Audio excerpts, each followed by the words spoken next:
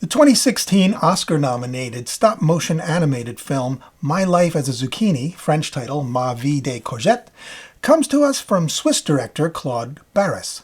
The film is lovingly made by hand, stop-motion, and tells the story of a young boy growing up with an abusive mom, where he's learned to keep to himself in an attic bedroom, collecting the hundreds of beer cans left around by his mom as his toys. But despite this life, young Courgette is still good-natured and remarkably unscarred. He keeps a memento of his father, a toy kite depicting him as a superhero, giving us the impression that he still hopes he'll return, and that perhaps he just doesn't really know him that well. And that's the thing with this film. It shows us who these characters are with these small touches. A kite, a beer can, a picture, a phrasing that give us insights into the characters that would be difficult enough for live actors, but the depth of what it manages to make us feel through stop-motion puppets is really remarkable. A quick look at it might have you putting it on for your children, but we'll get to why you might want to preview the film first before showing it to certain youngsters. The ideas here are sometimes more advanced than little ones are ready for. Frightened by his mom's abuse, Courgette accidentally closes the attic door on her, causing her to lose her footing and, well, drunk as she is, she falls and dies. Courgette is befriended by a police officer, voiced in the English version by Nick Offerman, in a very thoughtful, understated performance. He's taken to an orphanage where he's initially bullied by a bit older boy named Simon. But here's where the film diverges from the usual story tropes about kids in orphanages and the horrors of growing up in the system. The people here are really nice. The staff is caring. Two of the live-in counselors, a couple voiced by Will Forte and Ellen Page, now Elliot Page, really care about the kids here. They have their own kid eventually and bring him to work to play with the orphans. The woman who runs the place is incredibly sensitive to all the children's hardships, treating them all as worthy human beings. And the kids themselves are very well fleshed out as characters, each scarred by their experiences to some degree, but still able to bond and appreciate the second chance afforded by this place. Even Simon, the kid who bullies Courgette at first, does it partly because he's an emotionally scarred kid. But also, it's his imperfect way of connecting, sort of forcing the other kids to reveal their inner lives a bit. These are some of the things that underscore this film as European, I think, because we never really get sympathetic insights into the system, as it were. In American films, we don't have orphanages either. Our glimpses into the foster care system that we do have always seem played for maximum drama. But it's much harder to look at this part of society as a collection of people all on their own paths, and most of them caring individuals. Secondly, in an American film, we seldom allow ourselves to look at bullying in anything but our two-dimensional way.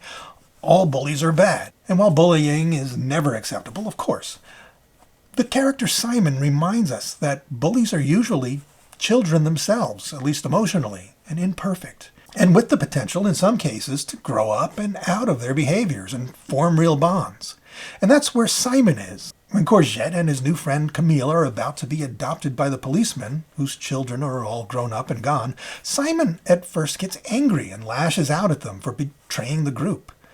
So much so that Courgette and Camille decide not to go, to stay in this little family they've created at the orphanage. But it's Simon, the bully, who changes their mind and tells them, no, you have to go. No one at this age gets adopted. We're all eventually aging out of here and hitting the streets. It's 1 in a million that somebody actually wants you, wants to give you your childhood back. So go. Just don't forget about us. And so they go, starting a new life, each with a sunny new room and a dad who cares.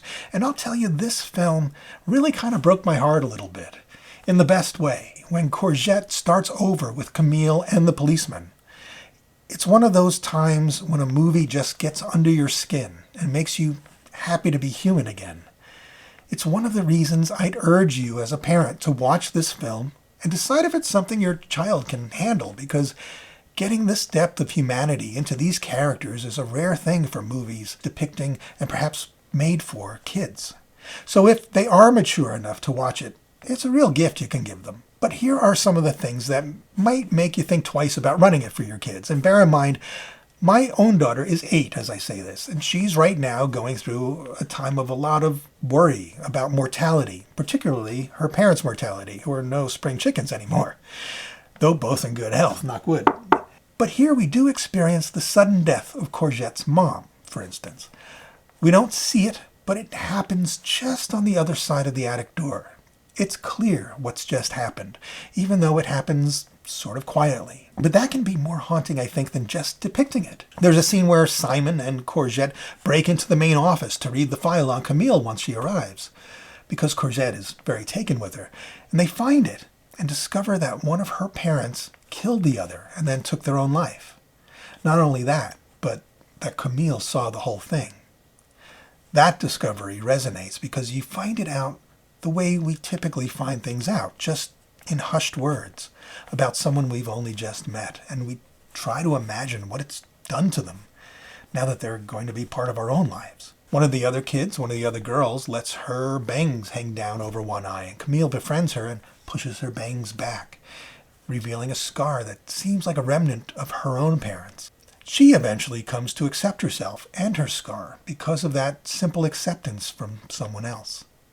There's a kid who still wets the bed, a kid who lives in hope that his mother will show up someday, and when she finally does, he can't cope and runs away. All of these small incidents that speak to traumas from the past here ring true as we watch them. And that's the cumulative effect of this film in drawing the characters of these kids. We relate to them just as we would in real life. So by the end, we feel like they're all distinct people who we know.